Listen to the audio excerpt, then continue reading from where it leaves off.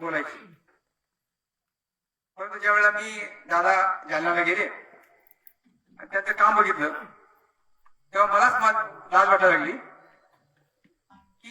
जे दादा मला किती मोठं म्हणत होते परंतु व्यक्तिशः माझ्यापेक्षा कितीतरी पटीनं जे दादा मोठे आहे.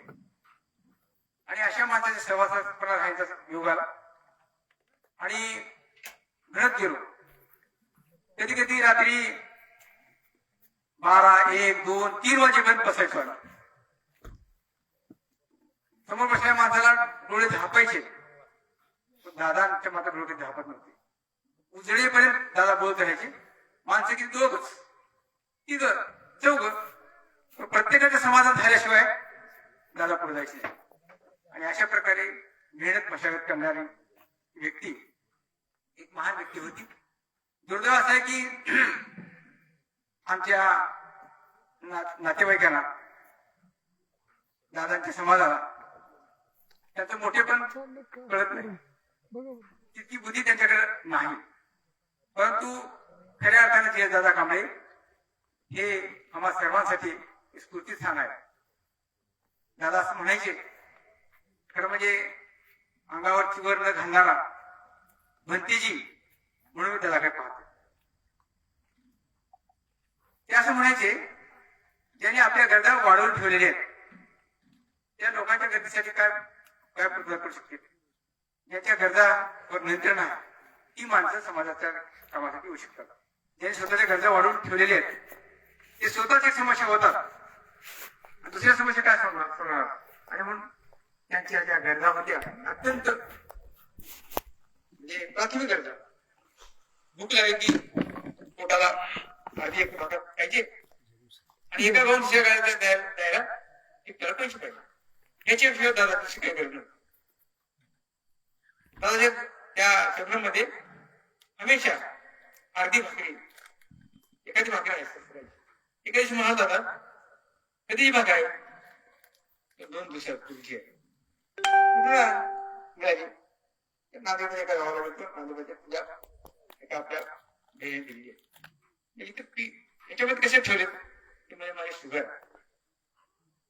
ज्यावेळेला मला असंच होते तेव्हा ही भाकर काढतो आणि बाटली पाण्याची घेत नाही खाऊन. मला सांगा आजच्या या युगामध्ये एवढं त्याग आहे समर्पण करणारी माणसं कुठे आहेत.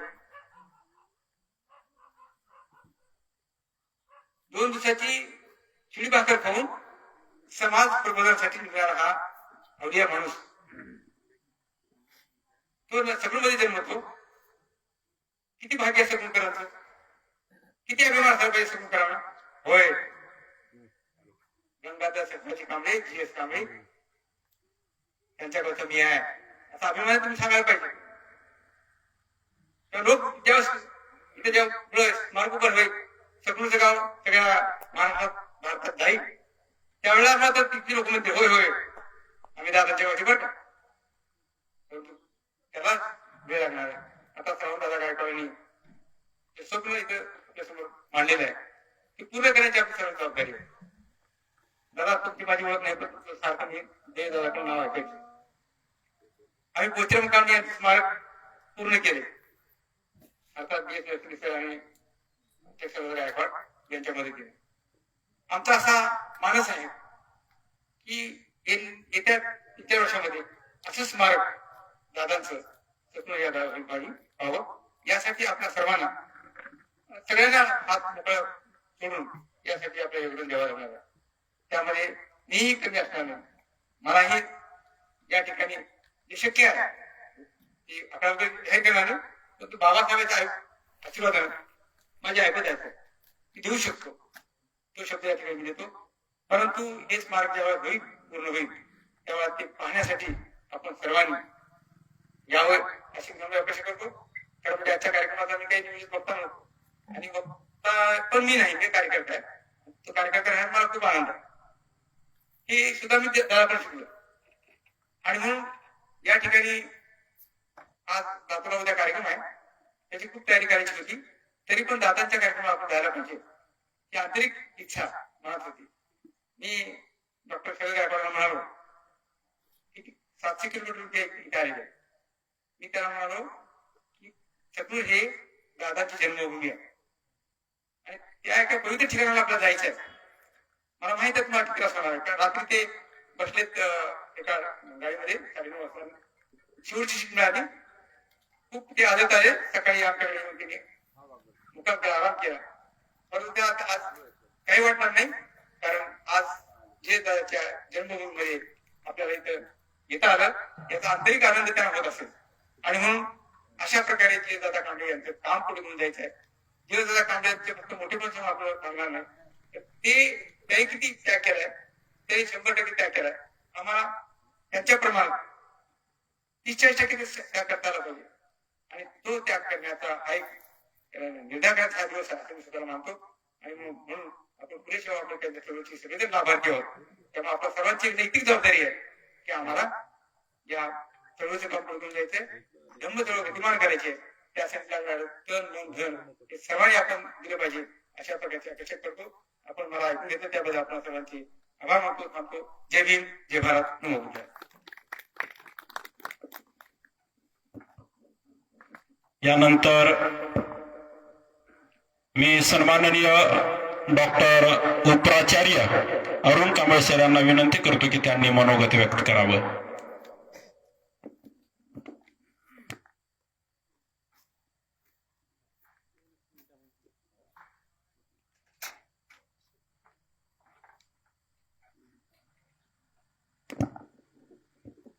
सर्वप्रथम आज ज्यांची जयंती आपण या ठिकाणी साजरी करत आहोत असे धम्मसेनानी, महाराष्ट्रामध्ये त्यांना धम्माची ज्योत पुन्हा प्रज्वलित केले असे GS दादा कांबळे यांना प्रथमतः त्रिवार वंदन करतो.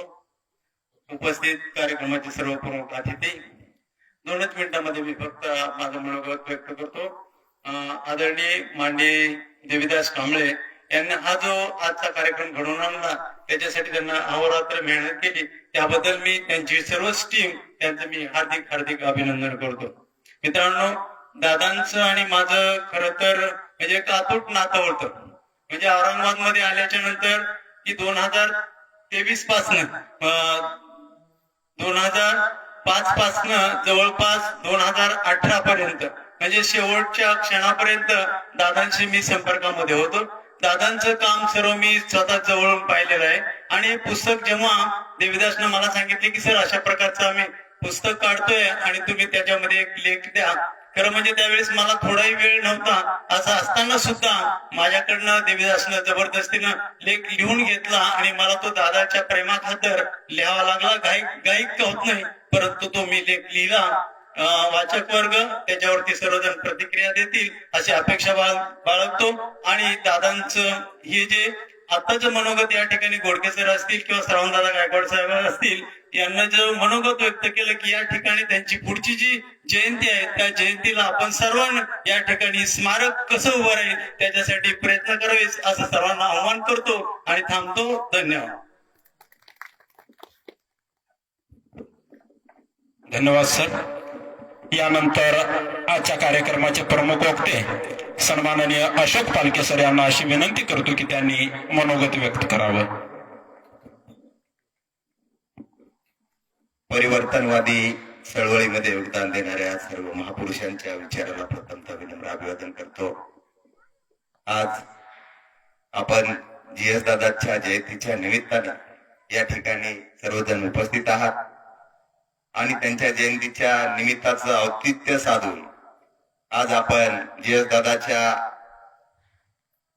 संवादामध्ये GS दादा सोबत ज्यांनी राहिले त्या सर्वांना एकत्रित करून त्यांचे जे संग्रहित लेख आहेत ते एकत्रित करून मातंग बौद्ध झाले दादा तुमच्यामुळे हे जे आपण पुस्तक रूपानं दादा येणाऱ्या भविष्यातील तरुणासाठी एक वाटचाल करण्यासाठीच माध्यम म्हणून त्यांना दादाची चळवळ समजावी म्हणून ते माझ्यासारख्या तरुणाला प्रेरणादायी राहणार आहे.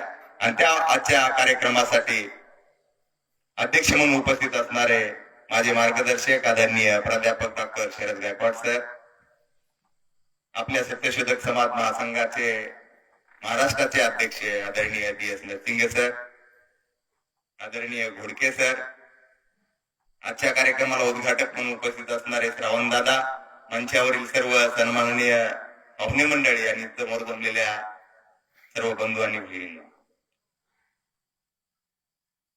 हा दादाचा जो आजचा कार्यक्रम आहे, हा कार्यक्रम फेसबुकच्या माध्यमातून या ठिकाणी महाराष्ट्राला पाहायला मिळतोय. एकीकडे या महाराष्ट्रामध्ये मागं आरक्षण वर्गीकरण झालं पाहिजे म्हणून मोर्चे आंदोलन करत आहेत आणि त्यांना प्रतिउत्तर म्हणून स्वतःला आम्हीच बाबासाहेबांचे वंशज आहोत, म्हणजे विठ्ठलाचा बडगे विठ्ठलाच्या भोवती जमा होतात त्या पद्धतीनं काही जे बडगे जमलेले आहेत ते म्हणतात की बाबासाहेब हे आमचं प्रोडक्ट आहे, आम्हीच बाबासाहेबाचे मालक आहोत. आणि ज्या बाबासाहेबांनी स्वप्न पाहिलं होतं की हा भारत बौद्धमय करायचा आहे, बाबासाहेबांना स्वप्न पाहिलं 1956 ला, आणि त्या बाबासाहेबाच्या स्वप्नापूर्ती मी बाबासाहेबांचा विचाराचा अनुयायी आहे म्हणून मी माझं दायित्व काय आहे हे मी विसरून आणि मी पुन्हा काय म्हणतोय की बाबासाहेब आमचे आहेत. आणि काउंटर चळवळी म्हणजे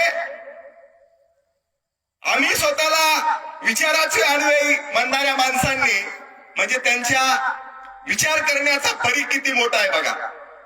आम्ही RSS ला नावं ठेवतो, परंतु आरक्षण वर्गीकरण ज्यांनी दगड मारायला हातामध्ये दिला त्या RSS ला नावं न ठेवता या ठिकाणी सर्रास मांग जातीला बदनाम केलं जातंय, मांग जातीला फेसबुकच्या माध्यमातून ट्रोल केलं जातंय, आमच्या महामानवाचा अपमान केला जातोय. आणि मला त्यांना सांगायचंय की तुम्ही जर या फेसबुक वर पाहत असाल स्वतःला तुम्ही अनुयायी मानणाऱ्यांनो, तर बघा मांग या सकनूर मध्ये GS दादा कांबळेची जयंती साजरी करत असताना बाबासाहेबांचं स्वप्न होतं भारत बौद्धमय करायचं आहे, ते स्वप्न मांगुड्यामध्ये बौद्ध धम्म घेऊन जाणारे ॲडव्होकेट एकनाथरावजी आव्हाड आणि GS दादा कांबळे हे आमचा आयडॉल आहेत आणि आम्ही त्या मार्गाने जाणार आहोत हे सांगण्यासाठी आज आम्ही सकनूर मध्ये आलेलो आहोत. बाबासाहेबांचं स्वप्न होतं भारत बौद्धमय करायचा, ते स्वप्न आम्ही पूर्ण करणार आहोत. म्हणून GS दादा म्हणायचे, GS दादाची टॅगलाईन होती ते या ठिकाणी भारत बौद्धमय निर्माण अभियान, आणि ते आम्ही घेऊन बाबासाहेबांच्या विचाराचे वारस म्हणून आम्ही ते घेऊन जाणार आहोत. काय चालू आहे? अरे ज्या पोचीराम कांबळेनं बलिदान दिलं या नामांतर लढ्यामध्ये, तो पोचीराम कांबळे तुमचा आयडॉल होत नाही का? तो माग नाही? आम्ही धर्म नसणारी माणसं म्हणणारी मुक्ता साळवे तुमची आयडॉल होत नाही, ती माग नाही? जगबदल घालून गाव सांगून गेले मला भीमराव म्हणणारे अण्णाभाऊ साठे तुमचे आयडॉल होत नाही? आणि तथाकथित विचारवंत मानणारे फेसबुकवर लिहिणारे RSSची पिलावळ मांगाचं नावानं फेसबुक अकाउंट काढून जाणून बुजून या महाराष्ट्रामध्ये मांग आणि महारामध्ये दंगली झाल्या पाहिजेत याचं षडयंत्र रचत असताना तुम्ही स्वतःला बुद्धिवादी म्हणणाऱ्यांना तुमच्यातले कुठे आहेत समीक्षक? तुमच्या कुठे आकली घाण ठेवल्यात का तुम्ही? माझा सवाल आहे त्यांना. काय चालू आहे? आम्ही आहोत ना आरक्षण वर्गीकरणाचा विरोध करणारी मांगाची माणसं, का आमच्यात कुणी नाही का?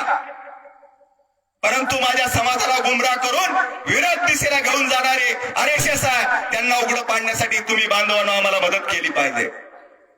परंतु काय चालू आहे? अण्णाभाऊ साठेंपेक्षा कुणीतरी आमचा श्रेष्ठ आहे. कुठून आली तुमची ही भूमिका फेसबुकवर? म्हणजे तुमच्यातली जात बाबासाहेबांना 56 ला जात सोडली आणि तुमच्यातली आणखीन जर जात नसेल, जात मानसिकतेनं जर तुम्ही या ठिकाणी वावरत असाल तर आमच्याकडून काय अपेक्षा करणार आहे? काय अपेक्षा करणार आहेत तुम्ही आमच्याकडून? जर तुम्ही तुमच्याकडून आम्ही अपेक्षा करायची सोडून तुम्ही जर आमच्याकडून अपेक्षा करत असाल, भावांनो, RSSचा जो अजेंडा आहे की या ठिकाणी भावाभावामध्ये फूट पाडली पाहिजे, माणसामाणसामध्ये फूट पाडली पाहिजे, या मनूची भेदनीती जी आहे ती भेदनीती 14 पासून या देशावर राज्य करते, त्याचा परिणाम हे आरक्षण वर्गीकरण आहे. याच्यावर आपण कधी बोलणार आहेत का? आम्ही आरक्षण वर्गीकरणाच्या विरोधात बोलत असताना आमचा समाज बांधव आम्हाला प्रश्न करतोय, रामदास आठवले सामाजिक न्याय मंत्री महाराजचा तो विरोध करत नाही. महाराष्ट्राचे सामाजिक न्याय मंत्री शिरसाट ते महाराजचे ते विरोध करत नाहीत आणि तुम्ही मांगाचे असताना तुम्ही काय आरक्षणाला विरोध करताय?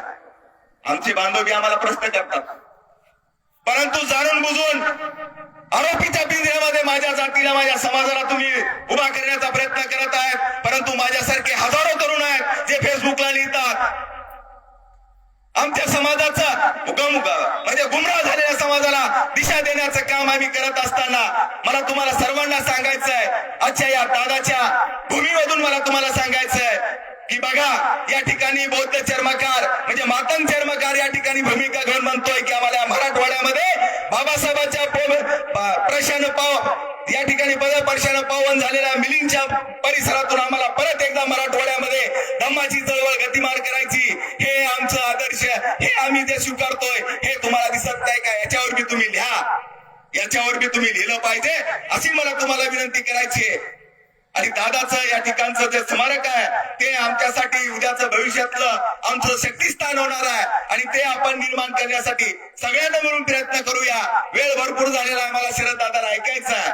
वेळेचं भान ठेवून मला जे बोलावं वाटतंय ते मी या दादाच्या जयंतीच्या निमित्तानं बोललो. भविष्यामध्ये फेसबुकला येऊन मी आरक्षण वर्गीकरणाबद्दल भूमिका व्यवस्थित मांडणार आहे. आम्ही मांगाचे पोरं, आम्ही 10,000 निवेदन या ठिकाणी मांगाच्या शिकणाऱ्या पोराने सरकारला गेलेली आहेत की आम्हाला आरक्षण वर्गीकरण नको म्हणून, परंतु आम्ही सोशलवर लिहित नाहीत, आम्ही मोर्चे काढत नाहीत. आम्ही काय म्हणतो, वनवा पेटलेला आहे, वनवा पेटलेला आहे. हे सरकार आरक्षण वर्गीकरण करणार आहे, परंतु आग लावणाऱ्यामध्ये आम्ही नाहू तर आग विझवणार मध्ये आम्ही आहोत. हे आम्हाला आमच्या समाजाला भविष्यात सांगता यावं, आमच्या समाजातील येणाऱ्या भविष्यातील आमच्या पिढ्याला बी वाटावं की आमचं नुकसान होत असताना आमच्यातली जी माणसं होती ही माणसं काय करत होती, परंतु त्यांची मान अभिमानानं त्या ठिकाणी पुढे आली पाहिजे. कारण त्यांना गर्व वाटला पाहिजे की या परिस्थितीमध्ये कुणाला ज्याला राजकारण करायचंय ती माणसं आरक्षण वर्गीकरणाचं समर्थन करत आहेत, परंतु मांगातल्या ज्या माणसांना वाटतंय की बाबासाहेबांचा विचार माझ्या झोपडीमध्ये गेला पाहिजे, माझा समाज स्वाभिमानानं आणि सन्मानानं जगला पाहिजे, हे ज्यांना वाटतंय ती सगळी तरुण मंडळी, ज्येष्ठ माणसं या ठिकाणी बाबासाहेबांचा विचार पेरण्याचा प्रयत्न करत आहेत आणि ते आम्ही करत राहू. एवढंच या ठिकाणी दादाच्या जयंतीच्या वतीने मी संकल्प करतो आणि याच ठिकाणी थांबतो. जय भीम, जय भारत.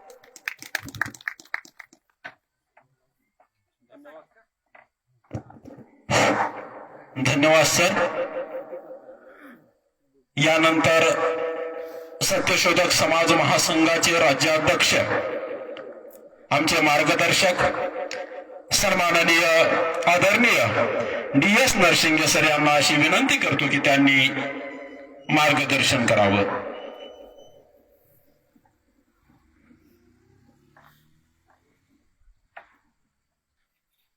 महामानव तथागत गौतम बुद्ध, बोधिसत्व परमपूज्य डॉक्टर बाबासाहेब आंबेडकर, माता रमाई भीमाई, मा सावित्रीबाई फुले, राजे छत्रपती शिवाजी महाराज, राजे छत्रपती शाहू महाराज यांच्या झुंजार सामाजिक कार्याला प्रथमतः अभिवादन करून या मंचावर उपस्थित वंदनीय पूजनीय भंतेजी, आजच्या कार्यक्रमाचे अध्यक्ष तथा महाराष्ट्रातील ज्येष्ठ विचारवंत जे खूप लांबून आपल्यापर्यंत या भूमीला नतमस्तक होण्यासाठी इथं आलेले आहेत, असे आमचे डॉक्टर शरद गायकवाड सर, मंचावरील सर्वच, आता मी वेळेअभावी सगळ्यांची नावं घेत नाही, सर्वच मान्यवर या स्मृतिश्रेष्ठ GS दादा यांच्या जयंतीच्या निमित्ताने उपस्थित झालेले आमच्या भगिनी, आमचे बांधव आणि ज्यांनी जागा आम्हाला दिली, लामतुरे पाटील बसलेले, हातोरी करा पाटील सर, त्यांचं मी मनापासून अभिनंदन करीन, स्वागत करीन की आपल्या चाणक्य आणि दूरदृष्टी बुद्धिमत्तेतून या ठिकाणी आपण एक या गावासाठी अत्यंत चांगली वास्तू आपण उभा करणार आहोत. त्याच्यामध्ये तमाम गावातील मुलं MPSC UPSC ची स्पर्धा करतील, वाचलेले असेल, बुद्धाचा स्टॅच्यू असेल, शाहू महाराज असतील, महापुरुषांचे सगळे स्टॅच्यू, फोटो, हे सगळं असेल आणि या एंट्रन्सला हे सगळं होतंय, ही आपल्या गावासाठी खूप मोठी जमेची बाजू आहे असं मला या ठिकाणी वाटतंय. या सभेच्या सुरुवातीलाच मी आपल्याला सांगू इच्छितो की काल मी गायकवाड साहेब, काल मी औरंगाबादला डॉक्टर बाबासाहेब आंबेडकर लॉ कॉलेजमध्ये बोलत होतो आरक्षणाच्या बाबतीमध्ये. मला आरक्षणाच्या विषयावर औरंगाबादच्या भारतीय बौद्ध महासभेच्या टीमनी पाचारण केलं होतं. मी अगोदर 2 दिवसापूर्वी प्राध्यापक सुकुमार कांबळे सरांना फोनवर म्हणालो की आरक्षणाच्या बाबतीमध्ये आपल्याला काय भूमिका घ्यायची आहे.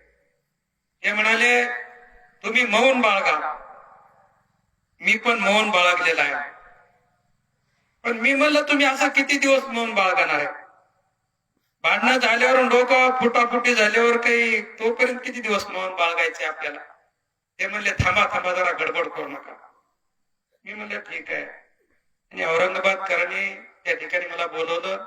तिथं मी माझी भूमिका मांडली, काही राखून ठेवली भूमिका. पण अशोकजीसाठी सांगायचंय की महाराष्ट्रातले दिग्गज या विषयावर बोलण्यासाठी प्रिपेअर झालेले नाहीत. पण सत्यशोधक समाज महासंघाने या बाबतीमध्ये आता कणखर भूमिका, अभ्यासपूर्ण भूमिका पुढे आणलेली आहे. आणि आगामी काळामध्ये ही भूमिका समाजाच्या पुढं सैद्धांतिक लेवलवर ही भूमिका मांडली जाईल, ज्यामुळं दोन्ही समाजात जे काही आज मतभेद निर्माण होत आहेत त्याचं सोल्युशन त्या माध्यमातून आपल्याला मिळणार आहे. हे दोघांनाही पटेल अशी भूमिका आम्ही तयार केलेली आहे. खरं म्हणजे मी आज या ठिकाणी सत्यशोधक समाज महासंघाची जी धुरा आहे, ही धुरा राज्याचा अध्यक्ष म्हणून देविदासवर सोपवण्याच्या भूमिकेत मी आलो होतो. 2-4 दिवसापूर्वी मी आमचे राहुल गायकवाड आणि लातूरच्या काही लोकांना म्हणालो की आता भारतीय बौद्ध महासभेचा राज्य संघटक म्हणून मी संपूर्ण महाराष्ट्रामध्ये फिरतोय. साताऱ्याकडे होतो मी, पाटणला गेल्या 15-20 दिवसापूर्वी तिकडे होतो. सगळीकडे फिरतोय आणि तरुण युवा नेतृत्व आता पुढे आलं पाहिजे, बोलायला शिकलं पाहिजे आणि नेतृत्व डेव्हलप झालं पाहिजे. परंतु काल मी बदल केला आणि म्हणालो की आता ही भूमिका आपल्याला जर महाराष्ट्रामध्ये राबवायची असेल तर आपल्याला थोडं थांबलं पाहिजे. आणि म्हणून मी या ठिकाणी आज देविदास कांबळे यांना सत्यशोधक समाज महासंघाचा राज्याचा कार्याध्यक्ष म्हणून मी त्यांची नियुक्ती करतो. आणि या भूमीमध्ये हे नियुक्ती कशासाठी करतो की हे युवा नेतृत्व आहे, यांनी डेव्हलप व्हावं, हे नेतृत्व उदयाला यावं. आणि GS दादा यांच्या घरातील हा जो कार्यकर्ता आहे, हा तळमळीच्या धडपडीचा कार्यकर्ता आहे. उद्याची आमची जी काही धुरा आहे ती देविदास कांबळे हे सांभाळतील अशी मला खात्री पटलेली आहे. तेव्हा राज्याचा अध्यक्ष हा नॉमिनल आहे असं इथून पुढे गृहीत धरून राज्य कार्याध्यक्षांनी त्यांच्या बाबतीमध्ये, चळवळीच्या बाबतीमध्ये, या महासंघाच्या बाबतीमध्ये ठोस भूमिका आणि संघटन वाढीसाठी आणि सगळे अधिकार त्यांना या निमित्ताने या भूमीमधून मी आज देतो की त्यांनी जे जे काही महासंघाच्या बाबतीमध्ये करता येईल ते त्यांनी करावं. त्यासोबतच इथं जी काही डेव्हलपमेंट आहे याच्यासाठी सुद्धा त्यांनी कसोशीनं लक्ष द्यावं. ही सगळी धुरा आम्ही लातूरकर मंडळी देविदास कांबळे यांच्या शिरावर सोपवत आहोत, त्यांच्या खांद्यावर सोपवत आहोत. मी राष्ट्रपती सारखा नॉमिनल आणि पंतप्रधानासारखे आमचे देविदास कांबळे हे काम करतील असं या निमित्ताने मी जाहीर करतो. कारण माझ्या बी कामाचा आवाका आता वाढलेला आणि मला काही पदाच्या गरजा बी नाही, त्यांना हौस तर नाहीच. दुसरं,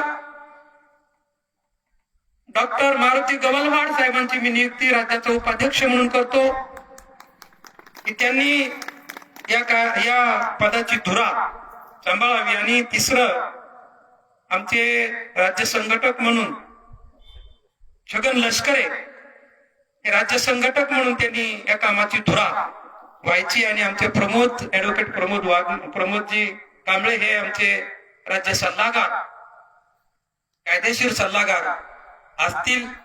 राहुल गायकवाड हे राज्याचे प्रवक्ते अगोदरच आहेत. आणि देवीदासनी हे संघटन वाढीसाठी प्रयत्न करावा पुढील, असं मी या निमित्ताने पहिल्यांदा या भूमीतून डिक्लेअर करतो. आपल्याला सकनूरकरांना माहिती नाही की GS दादा कांबळे काय व्यक्ती होती, आपल्याला त्याची कल्पना नाही, कदाचित कल्पना नसेल. मी काल गायकवाड साहेब तिथं बोललो आणि बोलल्यानंतर मी जेव्हा खाली उतरलो तेव्हा 7-8 लोकांचा गोळका आला खाली आणि म्हणाले, तुम्ही बोलत होतो ना सर, आम्हाला GS दादाचे पदोपद आठवण येत होती म्हणजे. आज ते नाहीत म्हणून जाणवत होतं, पण पुन्हा वाटलं की दादाचं काम घेऊन तुम्ही थोड्याफार प्रमाणात प्रयत्न करताय, त्याच्याबद्दल सुद्धा आम्हाला आनंद वाटत होता. मला मनातून त्या ठिकाणी असं भरभरून आलं की 8-9 लोक ओळख करून मी खाली गेल्याबरोबर मला भेटतात आणि म्हणतात की आज आम्हाला GS दादाची आठवण येत होती, असं म्हणत होते. म्हणजे औरंगाबाद सारख्या एका लॉ कॉलेजमध्ये कालच GS दादाचं नाव मी मंचाच्या खाली गेल्याबरोबर लोक मला भेटतात. आणि मग माझा असं कॉलर अभिमानानं टाईट झालं की आपण GS दादाच्या चळवळीमध्ये काम करत आहोत. त्याच्यामुळं हे काम जे आहे हे काम क्रांतिकारी आहे. आमच्या ज्यांनी आम्हाला हे जमीन दिलेली आहे त्यांना मी सांगू इच्छितो की हा संपूर्ण भारत बौद्धमय होता. या भारतातला मराठा असेल, ब्राह्मण असेल, भारतातला वाणी असेल, कोणी असेल, हा 1200 वर्षापर्यंत बौद्ध धर्मीय होता. या प्रत्येकाच्या घरामध्ये बनतेची बरोबर आहे का? या प्रत्येकाच्या मराठ्यासह म्हणजे पुरुषोत्तम म्हणजे सर्वोत्तम भूमिपुत्र गौतम बुद्ध अशा पद्धतीची मांडणी आमचा मराठा बांधव आहा साळुंके यांनी केलेली आहे. मराठा बांधव आणि आहा साळुंके लिहितात की या देशाचा सर्वोत्तम भूमिपुत्र गौतम बुद्ध आहे. आमचे पुरुषोत्तम खेडेकर मराठा बांधव आहे. आहा साळुंके आहेत, मामा देशमुख आहे, श्रीमंत कोकाटे आहेत. या सगळ्या मराठा मंडळींनी बुद्धाला वाचला आणि बुद्धाचं महती आणि महत्व त्यांनी त्यांच्या लेखणीमध्ये आणि त्यांच्या भाषणामध्ये पटवून दिलेलं आहे. आता गावकुसातला मराठा बांधव ते वाचत नाही, त्याला ते माहिती नाही. गावकुसातला लिंगायत असेल, गावकुसातला मातंग असेल, चमार असेल, हे वाचत नाही. पण ज्यांनी बुद्ध वाचलेला आहे हे त्या दिशेने मार्गक्रमण करत आहेत. लातूरमध्ये आमचे छगन घोडके गुरुजीच्या पाठीमाग बचपन इंग्लिश स्कूल आहे. रमेश बिरादार आहे. Is being from Maratha. मी त्यांना भेटलं तर मला ते भारतातल्या सगळ्या बुद्धिस्ट ठिकाणाचं नाव सांगतात. ते इथं लुंबिनी आहे, तिथं सारनाथ आहे, तिथं असं झालं, इथल्या बुद्ध लिनीचं महत्व तसं आहे, मी बुद्ध गयला गेलो, सगळं. आणि सांगतात की मी सकाळी 1 तासभर विपश्यना करतो. आणि त्यांच्या इंग्लिश स्कूलमध्ये बुद्धाचा स्टॅच्यू बसवलेला आहे. म्हणजे बुद्ध हा काही मारामागाचा विषय नाही. मराठा बांधव सुद्धा ज्यांनी वाचत आहेत, बघत आहेत, अभ्यास करतायत, ते त्या दिशेनं वळलेले. पण त्या दिशेनं वळण्यासाठी सुद्धा म्हणजे आपल्या धर्मामध्ये वचन आहे की मनुष्याचा जन्म मिळणं हे अत्यंत कसं आहे, कठीण आहे. आणि त्याच्यामध्ये पुन्हा धम्म ऐकायला, श्रवण करायला भेटणं तर मा कठीण आहे. म्हणजे कुणाच्या बी बसची बात नाही, हे काहीच लोकांच्या वाट्याला येऊ शकते. बुद्धाचा धम्म श्रवण करायला हे काहीच लोकांच्या वाट्याला येणार आहे. इथं एवढी मातंगाची वस्ती आहे, ते सगळे लोक घरी आहेत, बौद्ध काही आहेत घरी आहेत. बुद्धाचा धम्म वाचायला ऐकण्यासाठी कुणाची बी ती कुणाच्या बी नशिबातली गोष्ट आहे. ज्याचे कर्म चांगले आहेत आणि ज्याच्या हातून काही चांगलं घडणार आहे तेच लोक आहे बुद्धाच्या दिशेत वळलेले वळतात. बुद्ध चरित्रातलं 1 मिनिटाचं उदाहरण सांगितल्यानंतर महिला आमच्या भगिनींच्या लक्षात येईल की असंच एका बंतीजींना माहिती आहे, असंच एका नगरीमध्ये एक श्रीमंत, त्या नगरीची श्रीमंत महिला बुद्धाच्या धम्माची संघाची जिला आवड आहे अशी एक भगिनी, गर्भश्रीमंत, त्या गावची नगरीची अत्यंत श्रीमंत. त्या गावामध्ये तथागतांचं प्रवचन आहे संध्याकाळच्या वेळेस, आणि तिनं त्या सगळ्या परिसरातल्या महिलांना एकत्र केला आणि प्रवचनाला निघून गेली. प्रवचनाला आली, ती प्रवचन ऐकत बसली. घरी एक दासी ठेवली आहे घर सांभाळण्यासाठी. नगरची अत्यंत श्रीमंत आहे, दासी घरी ठेवली आणि तथागतांचं प्रवचन ऐकायला. चोर आले, सगळे डाका टाकण्यासाठी लोक आले चोरां, आणि त्या चोराने सगळ्यांनी तिच्या घरचं सगळं सोनं नाणं सगळं बांधून असे गटुडे बांधले, असे पोते भरले. आता चोरांचा म्होरक्या जिथेही महिला बसलेली आहे प्रवचन ऐकत तिथं येऊन बसलेला हिच्याकडे लक्ष देत. हिनं उठली की पुढे जाऊन लवकर सांगायचं, म्हणजे ते पाळत ठेवण्यासाठी बसलेला म्होरक्या. आता चोरांनी सगळं संपत्ती बांधली पण म्होरक्याची नाही, आणि चोरांना वाटलं की आपला म्होरक्या बांधला गेला. मग आपण काय करू, आपण जिकडं हे प्रवचन आहे तिकडं जाऊ. चोर आले, घरातच ठेवलंय सगळं संप बांधून, आपला म्होरक्या बांधलाय, पकडला गेलाय म्हणून त्याचा मागोवा घेत हे घरी येऊन चोर आले. तर यांचा म्होरक्या प्रवचन ऐकत बसला, बुद्धाचं प्रवचन ऐकत. म्हणजे हे प्रवचनात तल्लीन झाले आहे.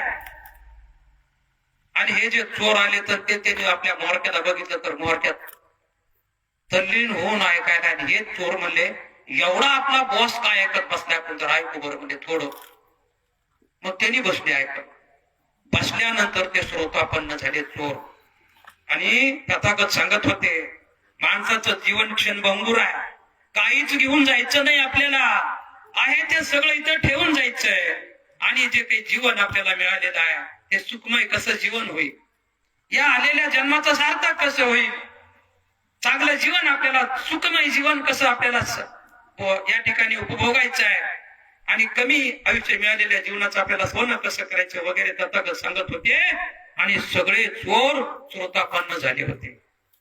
ऐकता ऐकता सगळे चोर श्रोतापन्न झाले. तुम्हाला सांगतो, चोराचा म्होरक्या, त्यांचा जो बॉस आहे तो तर अरहंत झाला, तो म्होरक्या. आणि ते सगळे चोर सुद्धा हळूहळू अरहंत पदाला गेले.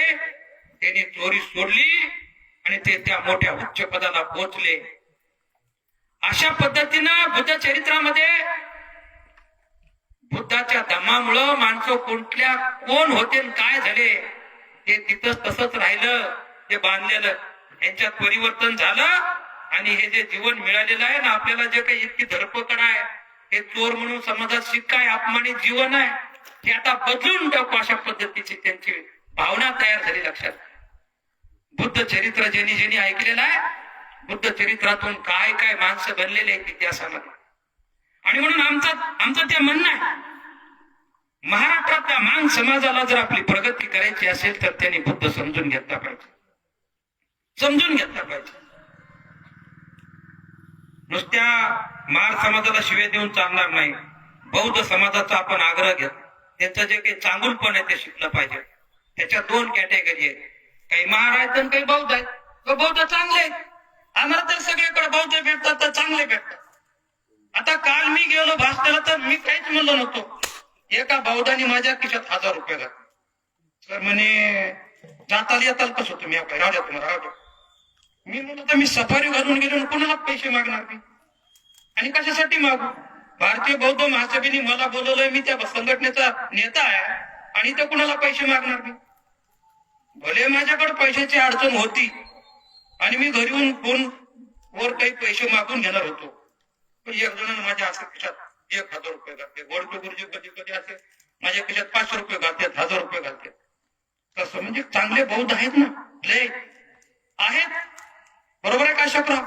आणि काही महार आहेत, आपण त्यांची तुलना करायची नाही, त्यांचा विचार पण करायचा नाही, त्यांना सोडून द्यायचं. आपण बौद्धांची मैत्री घ्यायची. एकदा शेवटचं एक उदाहरण सांगतो 2 मिनिटांमध्ये. एकदा एक सिंहनी म्हणजे सिंहीण म्हणू आपण, एका डोंगराच्या कड्यावरून या कड्यावरून दुसऱ्या कड्याकडं छलांग अशी उडी मारताना प्रसूत झाली. एकदा एक सिंहनी एका डोंगराच्या कड्यावरून दुसरीकडे झाप मारताना ती गरोदर होती, तर ती प्रसूत झाली आणि तिचं ते सिंहाचं बारक बछड जे आहे ते त्या दरीमध्ये पडलं आणि वरगळत खाली गेलं, डोंगराच्या खाली गेलं. आता तिथून शेळ्यांचा कळप यायला होता. मग त्या शेळ्याच्या कळपामध्ये ते सामील झालं. हळूहळू त्या शेळ्यांच्या कळपाबरोबर ते चालायला लागलं. चालत त्या शेळ्यातच ते मोठं झालं. सिंहाचं पिल्लू पण मोठा झाला सिंह त्याच्यामध्ये, त्या शेळ्यामध्ये. आणि मग एक आमच्यासारखा म्हातारा सिंह एक दिवशी ह्याच्यामध्ये शिरला, या शेळ्यामध्ये खाण्यासाठी, बघ शेळ्यामध्ये. आता सिंह शेळ्यांच्या कळपात शिरल्याबरोबर सगळ्या शेळ्या सैरा वायरा पळायला लागल्या जीवाच्या आकांतानं वाचण्यासाठी. आणि जशा शेळ्या पळायला लागल्या तसा ते सिंहाचं पिलू जे मोठं झालं ते सुद्धा पळायला लागलं भिवून. मग ह्या जुन्या सिंहाला नवल वाटलं, अरे हे सगळे बकरे शेळ्या पळतात हे खरं आहे, पण हे सिंह कस काय पळायला लागला? हे तर माझ्या बरोबरीच आहे, तरुण आहे माझ्यापेक्षा, मी तर म्हातारा आहे, पण हे तरुण सिंह कसा काय पळायला लागला? मग ते म्हातारा सिंहानं काय केलं, त्या तरुण सिंहाकडे गेला. इकडे म्हणे ये चल म्हणे माझ्या बरोबर. त्याला एका तळ्यावर नेलं पाणी प्यायला. 2 जण पाणी पेले आणि पेत काय म्हणते ते जुना सिंह, बघ म्हणे पाण्यात तुझा चेहरा माझा चेहरा सारखा दिसतोय का? बघ म्हणे, तो खाली बघ पाण्यात, तो तुझा चेहरा माझा सारखाच आहे का? आणि त्या दिवशी त्याला लक्षात आलं, अरे आपण शेळी नाहीत, आपण सिंह आहोत. ती जाणीव त्याला झाली. आणि जशी काय त्याला ती जाणीव झाली तुम्हाला सांगतो, तसा त्यानं अशी त्या जंगलामध्ये डरकाळी पडली, असा आवाज केला की सगळं जंगल गडगडा हलून गेलं आणि तिथून त्याचा सिंहाचा बाणा पुन्हा सुरू झाला. आम्हाला मातंग समाजाला हे सांगायचंय, तुम्ही सिंहाच्या कळपामध्ये सामील झालं पाहिजे. तुम्ही सिंह आहात, पण तुम्ही शेळ्याच्या कळपात जर सामील असाल तर दुसरं काय होणार? आणि म्हणून मांग बांधव हा जो आहे महाराष्ट्रामध्ये, तो गलत मैत्रीमध्ये आहे, तो मंदिर संस्कृतीमध्ये आहे, तो तुळजापूरच्या संस्कृतीमध्ये आणलेला आहे. आम्ही त्याला म्हणतो नागपूरच्या संस्कृतीमध्ये तू आणलं गेला पाहिजे. नागपूरच्या संस्कृतीला जेव्हा तू अडॉप्ट करतील, महाराष्ट्रातला मांग नागपूरच्या संस्कृतीला जेव्हा स्वीकार करेल, तेव्हा बौद्धांच्या तुलनेमध्ये बौद्धासारखेच मातंगात सुद्धा अधिकारी व्हायला सुरुवात होईल. अंगात आणून इथून मरुमाईचं देऊळ दिसून काही साध्य होणार नाही. बौद्धांनी 56 आमचे सुकुमार कांबळे म्हणतात ते,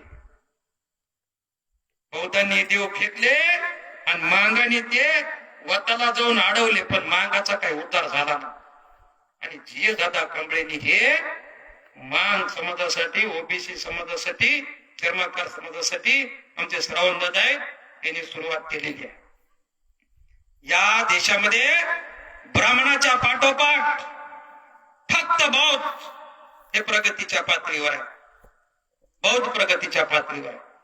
इथले बौद्ध आहेत पालकेजी, पण आंध्रातले ज्यांनी बुद्धाला बाबासाहेबाला मानले ते माल आहेत, ते माला प्रगतीच्या पातळीवर आहेत. उत्तर प्रदेशमध्ये चमार आहेत, तिकडं पलीकडं पासवान आहेत, वाल्मिकी आहेत. भारतामध्ये ज्या ज्या जातींनी बाबासाहेबांनी बुद्धाला डाल केलेला आहे त्या जाती भारतामध्ये प्रगतीच्या उंच शिखरावर पोहोचलेल्या आहेत. बरोबर आहे का?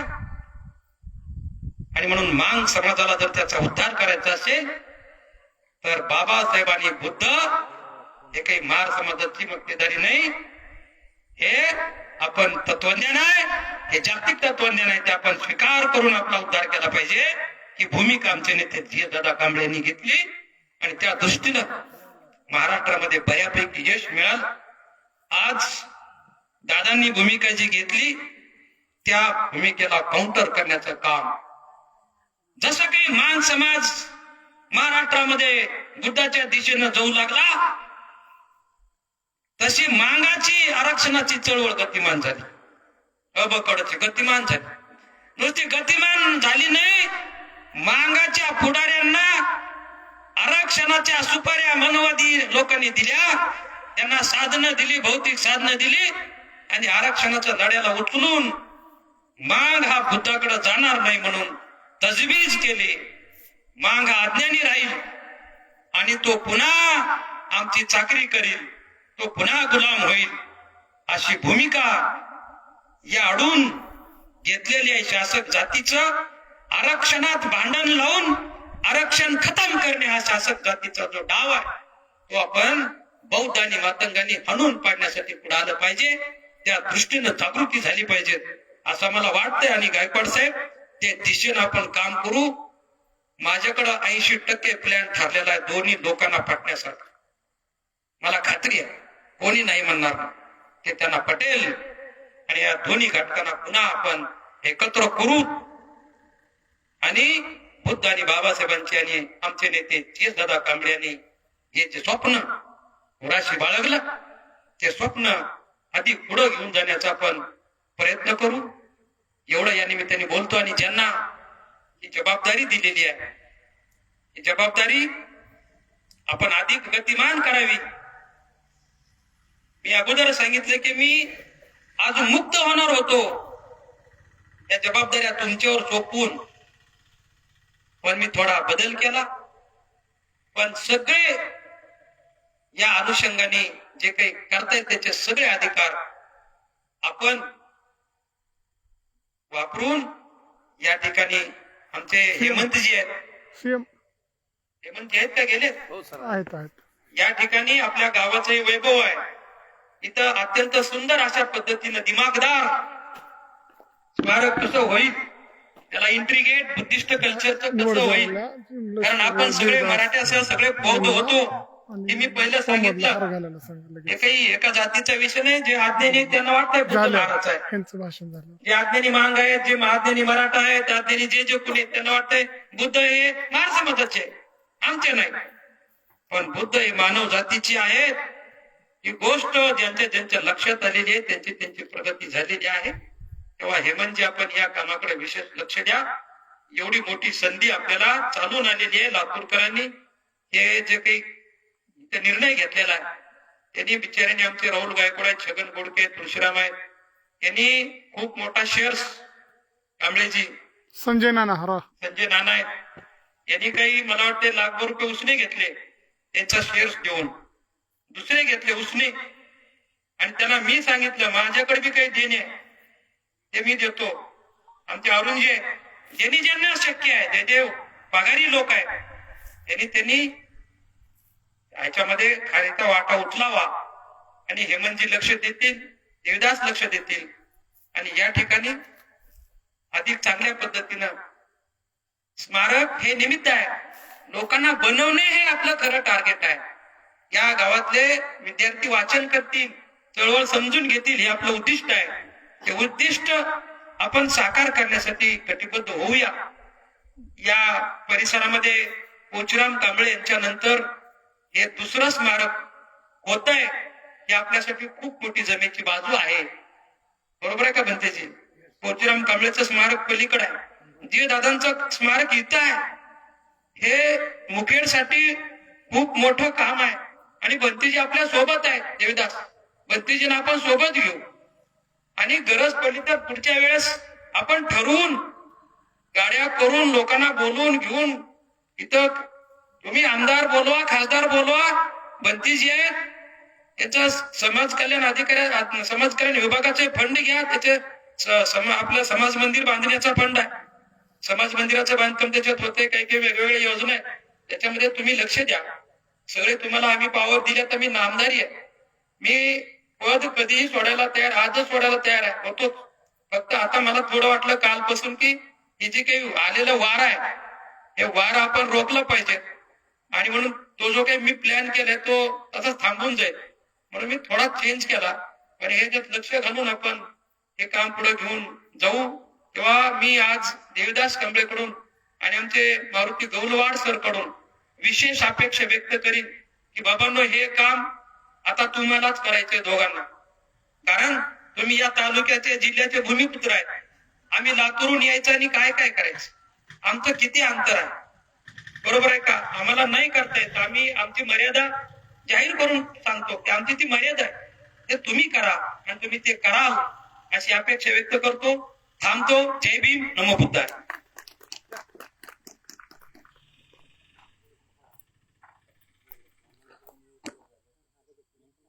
निवड झाले.